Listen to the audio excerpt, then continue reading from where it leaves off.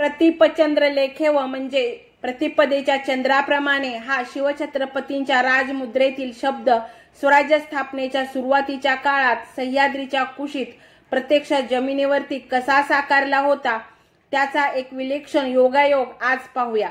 दुर्गम सह्याद्रीतील लढाऊ किल्ल्यांचे महत्त्व अचूक ओळखून शिवरायांनी त्यांच्या कार्याची सुरुवातच केली ती गड किल्ले ताब्यात घेण्यापासून।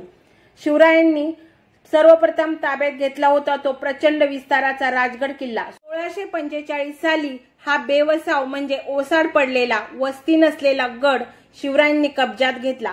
1646 साली राजगडा शेजारचाच बल्लाढ्या असा तोरणा किल्ला शिवरायांनी भेद करून आपल्या ताब्यात घेतला। राजगड आणि तोरणा म्हणजे स्वराज्याच्या चंद्रकोरीच्या सुरुवातीचे पहिले दोन बिंदू। यानंतर शिवरायांनी खूप लांबवर झेप घेतली। राजगडापासून दूर असा लोणावळ्याजवळचा कोरीगड हा पौड मावळातील गड 1647 साली शिवरायांच्या स्वराज्यात दाखल झाला। सुप्रसिद्ध असा सिंहगड शिवरायांच्या स्वराज्यात आला तो मार्च 1648 मध्ये। शिवरायांच्या या धडाक्यामुळे हादरलेल्या आदिलशाहीने शिवरायांच्या विरुद्ध फौजा रवाना केल्या। या आदिलशाही फौजेबरोबर झुंज देण्यासाठी शिवरायांनी पुरंदर किल्ला निवडला आणि 1648च्या ऑक्टोबर पूर्वीच काही दिवस अगोदरच पुरंदरगड देखील स्वराज्यात घेतला।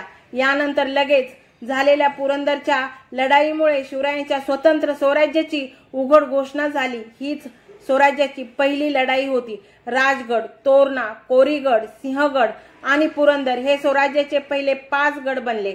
याच गडांच्या भौगोलिक स्थानांमधून आपण स्वराज्याची प्रतिपदेची आणि चतुर्थीची चंद्रकोर प्रत्यक्ष म्हणजे सह्याद्रीच्या कुशीत मावळच्या भूमीवर खरोखरच कशी साकारली ते नकाशामधूनच पाहूया। शिवरायांनी सर्वात आधी राजगड घेतला। आपण राजगडापासून सुरुवात करू। त्यानंतर तोरणा घेतला, त्यानंतर कोरीगड घेतला। रेख पुढे कोरीगडापर्यंत सरकली। राजगड, तोरणा आणि कोरीगड या बिंदूच्या मधून आता रेख तयार झाली। प्रतिपदेच्या अगदी पातळ चंद्रकोरी सारखीच ही रेख दिसते आहे। कोरीगडानंतर शिवरायांनी सिंहगड घेतला। रेख आता सिंहगडाकडे जाऊन भिडली। सिंहगडानंतर पुरंदर स्वराज्यात सामील झाला। ही रेख आता पुरंदर पर्यंत आली आणि शेवटी आता पुरंदर पासून पुन्हा राजगडापर्यंत ही रेख कशा सारखा दिसतो हा आकार तर हुबेहूब चतुर्थीच्या चंद्रकोरीचाच शिवरायांच्या राजमुद्रेतील हा आकार आहे।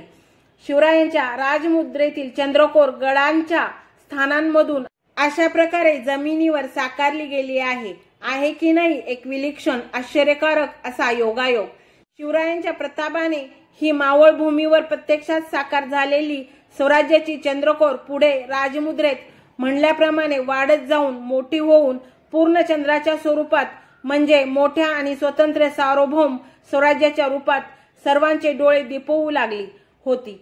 ही स्वराज्याची चंद्रकोर कोणत्या सुमुहूर्तावर साकार झाली होती तर स्वराज्याची पहिली लढाई म्हणजे पुरंदरची 1648 ची लढाई शिवरायांनी जिंकली आणि त्याच वेळी शिवरायांच्या स्वराज्याची चतुर्थीची चंद्रकोर प्रत्यक्ष साकार होऊन जमिनीवर अस्तित्वात आली।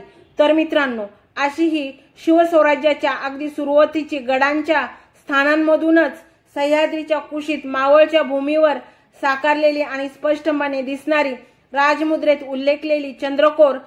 हा व्हिडिओ आवडला असेल तर माझ्या व्हिडिओला लाईक, शेअर, सबस्क्राईब करा आणि एक छानशी कमेंट देखील करा। तुमची एक कमेंट आम्हाला नवनवीन व्हिडिओ बनवण्याची ताकद देते आणि बेल आयकॉनचे बटन देखील प्रेस करा म्हणजे माझे नवनवीन व्हिडिओ लवकरात लवकर तुमच्यापर्यंत पोहोचतील। जय शिवराय।